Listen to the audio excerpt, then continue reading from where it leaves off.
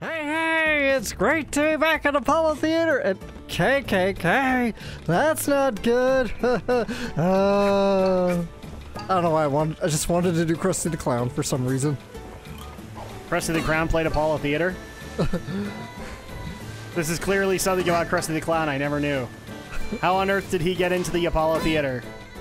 I don't know, but apparently he should have really double-checked to make sure his theme didn't say KKK. The Krusty Comedy Classic. I guess now I have to ask this question. Has Krusty the Clown hosted the Oscars? Who knows at this point. Could we say he's hosted more times than Kevin Hart will?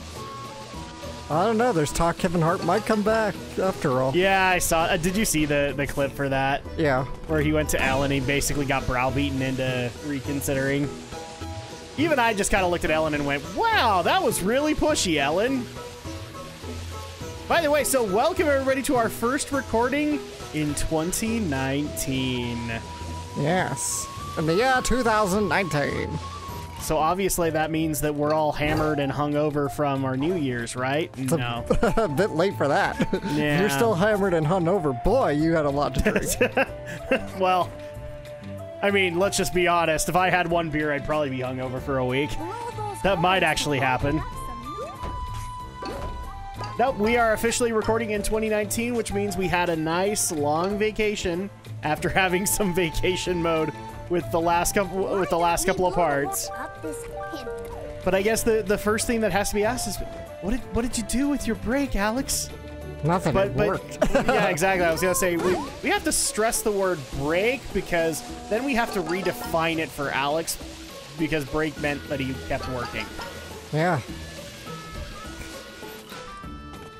And for all the people who are saying like, Drak made you work. I didn't make him work. No, my job made me work. Yes. Life happened, you could say. Life happened and he had to work. That's just the way it goes. But, well, it's not like you walked away empty-handed. No, not at all. Because your holidays was quite technological, shall we say. We're just technologically impaired. You said it, not me. No, so you want to give the good news, or do we want to keep it off? Yeah, I got a smartphone finally. I joined the century. We officially can no longer make the Diablo joke anymore. Yeah. It's like, you guys have phones, right? No. Actually, no, I don't. No, actually, no. But now I do, but I'm still not getting Diablo for... Why? Because fuck it. Fuck NetEase. That's why. Yeah. That's alright. Blizzard's already making enough of an ass of themselves along with the rest of AAA. And then, of course, I probably have to answer this question. So, by this point, the best and worst of 2018 has come out for Geek News. And before people jump down my throat, no, I did not kick him off the podcast. Yeah, my internet cut out. The internet cut him off the podcast. Not my fault. It happens. Yep. But I figured, like, this might be a good time to kind of go over any stories or any bests and worsts of 2018 for the podcast that you wanted to bring into play. Huh. Good question. Because, like, I'm trying to remember when you officially got cut off, but I think it was around the time when we started up the second hour. Yeah. So, at that point, like, the biggest thing that we brought up was YouTube. Yeah. And all of the roller coaster of crap happening with it, you know, from the Logan Pauls to the Tide Pods to all of the various changes to all of the various competitions. It's been pretty ridiculous. Yeah. Anything you wanted to add on, like any particular YouTube story just drive you nuts? There was one kind of very, very late into the year. And I don't... You know what? I think this is a bit more of a Twitch story, but there was like... You probably heard the story, but there's a Twitch streamer who basically on live camera, although it was a bit off, but... are you about to talk about Mr. Deadmau5? Yeah. Yeah. He got busted for slapping his wife. Yeah, we're going to be talking about that, by the way. And because enough of our listeners... So, to bring Alex up to speed, because he got cut off, but the week after Best and Worst, which will probably be like this week or the next... we're going to go into the stories that we missed, because for some reason now, like when we decide to take a break, the internet implodes and then decides to give us tons of stories when it didn't give us stories like the previous couple of weeks. So yeah, Mr. Deadmoth specifically is going to be on there. But to bring people up to speed, he is a Twitch streamer, not a YouTube streamer. A couple of people have gotten that wrong. He puts his videos up on YouTube, but he doesn't stream there too. So he's not like, say, PewDiePie, or... Because I think PewDiePie still does that, where he does the joint stream. Maybe Ninja still does it too. No, he just did Twitch, and yes, he, well, had a domestic disturbance with his pregnant wife. Yeah. And it's gotten even more mucky because people have actually shown in the evidence that, I guess, and also according to the police report for it, the wife is also partially to blame because she also got involved by throwing stuff at him. And she threw like a piece of cardboard at him. Give me a break. Well, but nonetheless, that is... And I'm gonna have to say, it's like... I'm not saying she's at fault. I'm saying on a police report that is technically participating. Yeah. And yeah, she was arrested, but she was let go. Yeah. But still, a piece of cardboard but versus... to me, I just sit there and look at that and go, episode of Cops. Yeah. And my bottom line on the matter is just... First of all, it blew my mind that he got, what was it, a 7-day ban? Yeah. He got a 7-day ban and he was put back on Twitch for an hour, and then he was permabanned. Twitch, how about you just fire the damn trigger and permaban him? Which they did, thankfully, but only after pressure. Yeah, pressure that didn't need to happen, and the pressure happened because a horde of YouTubers noticed that he was back on Twitch. So at that point, who hurt that more? Who did that hurt more? You or him? I'm going to say it hurt Twitch, because Twitch looked like a dumbass. Yeah. So that's really my only deal on the matter, because as soon as he got permabanned, my stance on it is good riddance to bad rubbish. Yeah. As far as the actual incident, despite the fact that I brought up the fact of the wife's involvement, still gonna go with him. Still gonna go with him because, yeah, she might have threw something, but, well... Damn it. There's a reason that legality tends to take pregnancy into account. She's pregnant, guys. I don't... Because, well, speaking as a person who has had a pregnant wife, I'm not saying that I beat her or anything like that. Of course not. But, I mean, crap kind of hits the fan in a lot of different ways for women when they're pregnant. Yeah. So, and it's not just physically, it's emotionally, it's mentally, it messes with them. Kinda bad. So, at that point, if she did that... And I guess the debate here is whether or not her throwing it was the instigating shot or he hit her first. Not sure. I haven't actually seen this video. I haven't seen... Because if I did, we wouldn't have computer monitors right now. God. Okay? It wouldn't happen. I would have wrecked my office. But the bottom line is, yeah, he was the one that was clear-headed, as far as I'm concerned, and did not conduct himself accordingly.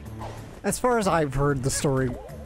from it being reported by people like Tipster, was she was arguing with him because he was streaming. She wanted him to stop to do whatever. Yes, because she had just barely made dinner, and I think they had guests. Right. So, and that led to an argument. And then probably she threw the piece of cardboard at him. Yeah. But either way, cardboard versus fists. It's not exactly. Well, that's the other thing that I can't seem to get a clear answer on either. Whether or not he did open-handed slaps or closed-handed fists, because there's apparently like one police report says that he just slapped her a lot, which again, not bad or not good, but you know, if we're talking fists, that's a whole other animal because again, pregnant. What if he accidentally hit the belly? A slap isn't necessarily going to cause that problem. If you do it enough times, it probably will. Yeah, still, you don't slap people. Yeah, that's why I'm saying he's at fault as far as I'm concerned, because he was the one that was clear-headed as far as I'm concerned. Like, that's kind of one of the things that dads-to-be have to get used to, is that they're the ones that are approaching things calm and objectively. I'm not saying pregnant woman can't, but... like, once you get into the phases, and it varies for women, like whether or not the first trimester is worse for you or the second, and I don't know this woman, so I can't tell that. I'm just going to go ahead and say, like, pregnant it doesn't entirely equal impaired, but has to be taken into consideration. Well, and you know, every woman's going to have approach pregnancy differently. Yes, exactly. I mean, like, for and here's the other thing too. Every pregnancy is different. As me and Andrea found out, like, her first pregnancy went by with very few hitches. Her second one, though, she had lots of problems, and not like pregnancy like serious complications. Just this was the time when she felt morning sickness. Yeah. This was the time when she started getting increasingly sick. Stuff like that. Yeah. So and so you have to take that into consideration too. But here's my overall stance on it. Yes, I do think that he could have handled himself better. I think he handled himself very piss poorly. And if he's going to handle himself like that, then maybe he shouldn't be married. I'm not saying I would advise this woman to divorce him right off the bat. I don't like advising that. But he better either change it or you need to put his butt somewhere. But overall, just it's a mess. It's an overall horrible mess. And unfortunately, I don't know if you caught this from Tipster, he's not the only one. They just caught another one doing it. Oh yeah, I think I did hear that one too. I don't know the guy's name, but apparently there is a second domestic abuse incident on Twitch, and here's hoping Twitch learns their lesson this time and just permabans the guy. Where am I going? I don't know. I have no idea, but it's kind of enjoyable to see what the heck you're doing. Oh. So aside from that, any other YouTube ones that you want to bring up? 12 Days of Anime was fun again. It's always fun to do that every year. Yep. I think the only thing that really just kind of caused a beef with both you and me was all of the changes to YouTube and how they're just screwing everybody on the platform. And unless you're Logan Paul, unless you're, well, Jack Black, you're not getting screwed, in my opinion, in that case. Well, time will tell where Jack Black lands in the wild world of internet video fame. I'm just going to go ahead and tell you right here now, I honestly think he is going to get, because I can't confirm this with other celebrities like Will Smith, but I can guarantee you he is going to get he's going to get spoon-fed on YouTube. YouTube is going to hand him every opportunity. Because obviously he's a celebrity, therefore he can be trustworthy, right? Again, we'll see. So that's another thing. The other thing that we also got into was, and I know you have thoughts on this one too, is AAA gaming in 2018. Oh my gosh, what a fustercluck that turned out to be. A fustercluck. A fustercluck. I don't even say the other word anymore because somebody said that to me, and I'm just like, you know, I like that better. That sounds funnier. There. But I mean, we've covered Blizzard, we've covered a little bit of EA.